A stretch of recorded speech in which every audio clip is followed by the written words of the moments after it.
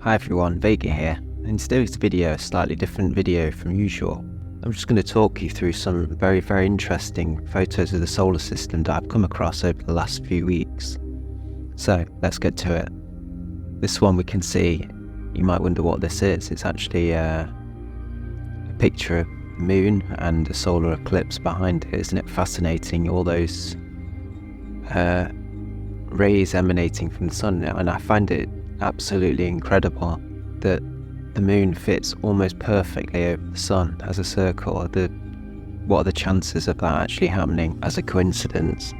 They must be literally astronomical. Fascinating picture. This next one we see here might not seem all that interesting. It's a picture of the Earth, obviously, but then we've got the far side of the moon, so I'm not actually sure how this photo was taken. Perhaps, and if anyone knows, perhaps let me know below. My guess is it's some sort of space telescope. I don't think it's James Webb, because it doesn't appear to be an infrared picture. I don't really know how or perhaps this has just been superimposed on top. I don't really know how they've taken the picture, but fascinating nonetheless. Isn't it interesting to the different side of the moon to the one we normally see? It looks like a very different world, doesn't it?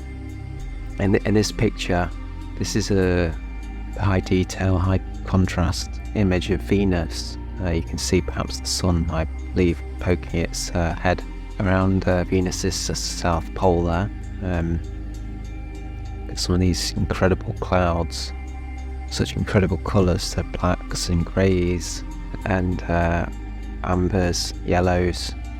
Really fascinating picture, and not really like one we've seen of Venus before. Venus normally looks a bit like Earth, but with a much stronger cloud layer, and I always felt like a sort of slight orange dim to it.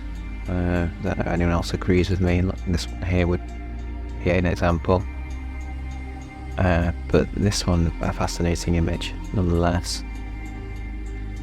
In this image we see a slight scale of where the Oort cloud is. Let's look at the first image here is the inner solar system, obviously. Jupiter being the outer one. And we zoom out slightly and we can see the Jupiter and Pluto. The Kuiper belt now we see in largely outside the orbits of Neptune and Pluto, but also quite in between. Lots of small bodies. And then we're going to take Sedna. It actually moves down to this picture now, and we see the orbit of Sedna, which is highly elliptical. At its perihelion, it's perhaps twice as far out as Pluto. I don't know where it is at the moment. I'm presuming the dot here is where Sedna is actually at the moment.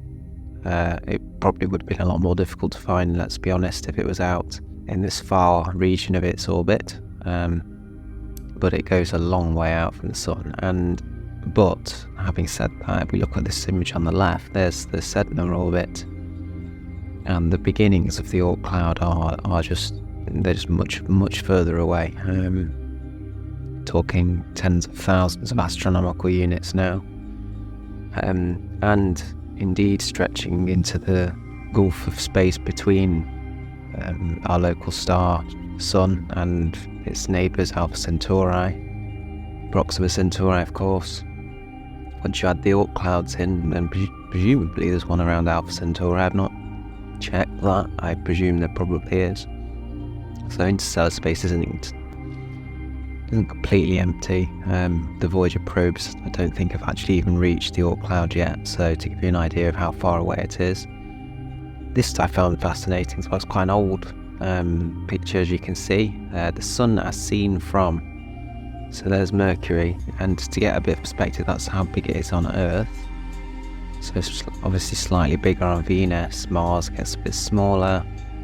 Ferunia, I think, is an asteroid, as is Maximiliana. I don't know why they've chosen those. Normally they choose Ceres, wouldn't they, or Vesta, but Jupiter is still obvious disk. I've always fascinated me what it might be like to look at the sun from Jupiter, because it would obviously be a bit dimmer, but still incredibly dazzling to the eyes. Obviously not something you'd want to look at for a long period of time. And then Saturn, Uranus, and then Neptune is almost a star now in the distance, just a dot. I always found that really fascinating, that our actual experience of having this big ball of fire in the sky isn't really the experience of most of the other worlds of our solar system. Although what we must bear in mind is that although the size of the sun around Neptune is only tiny like a dot, the brightness is far in excess of any of the local stars, so I presume that it's safe to look at from Neptune at the sun, but it'll still be very dazzling. This one here is obviously the life cycle of the sun. I think I found this one interesting because it shows approximately where we are.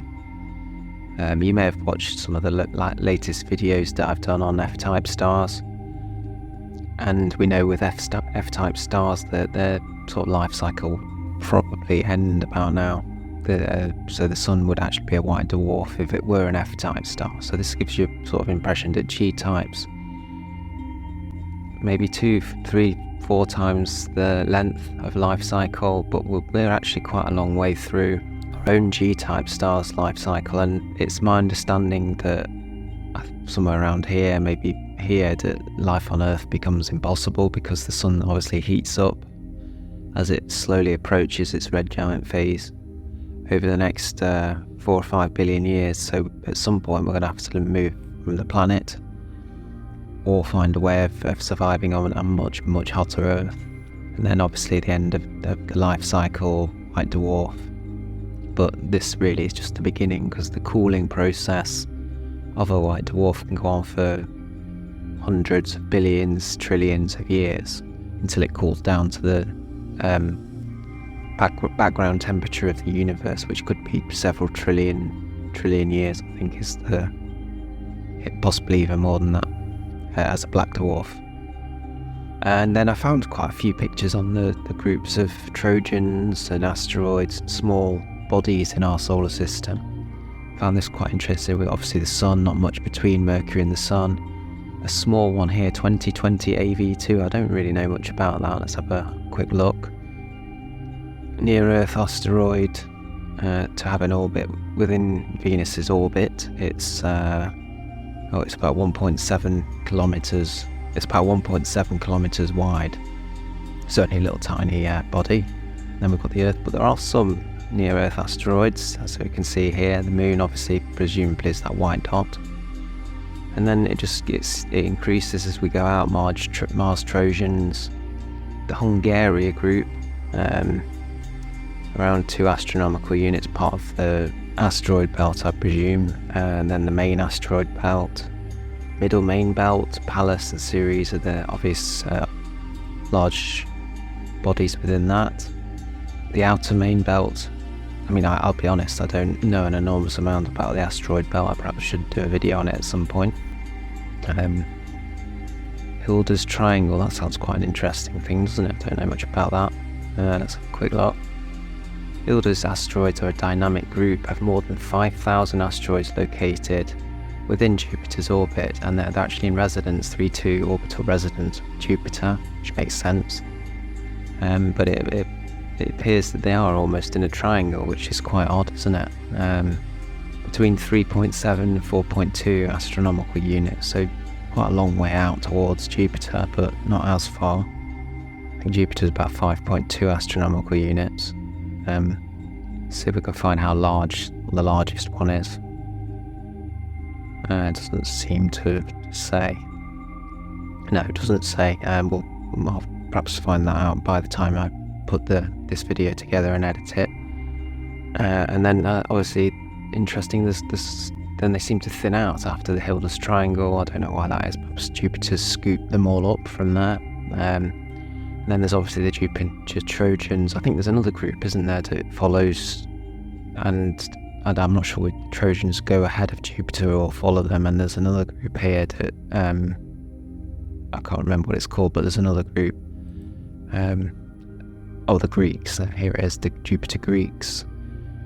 To I presume go ahead of Jupiter, I think that's right. And then the Trojans follow it. There's Hilda's Triangle there, so obviously slightly inside the orbit of Jupiter.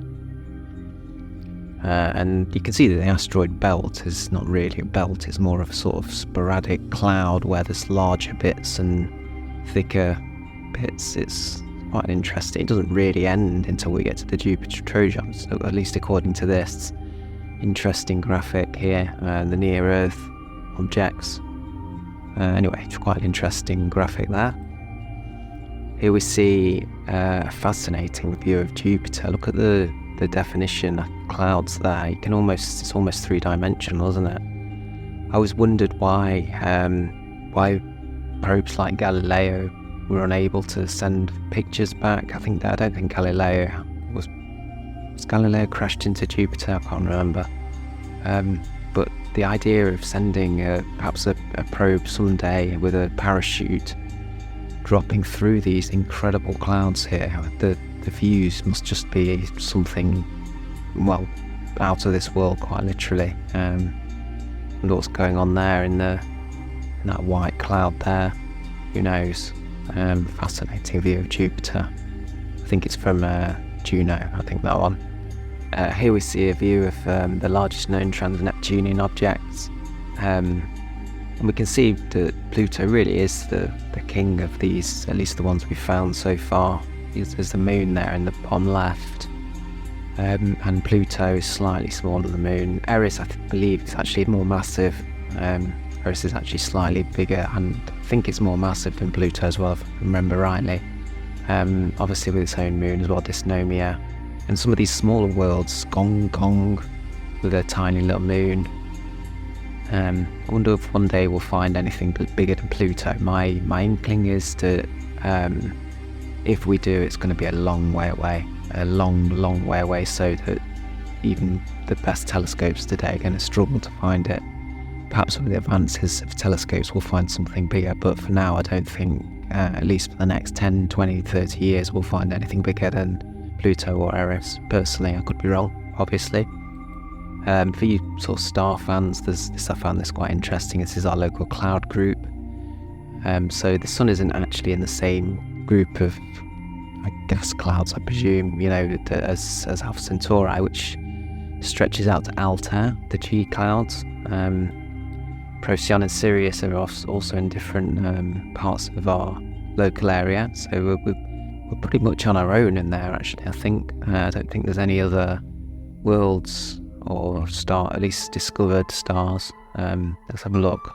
The local interstellar cloud, also known as the local fluff. That's a great name, isn't it? A local fluff, where we live. Doesn't the G cloud? No, I don't think. Sirius is almost in it, according to this graphic, as we can see. But I don't think. I think there are any other stars, at least there's on this graphic. So we're on our own in the local fluff. There you go. But you didn't know that. I think that's going to be the end of today's video. Thanks for watching. Consider subscribing if you haven't already, and I'll see you on the next one.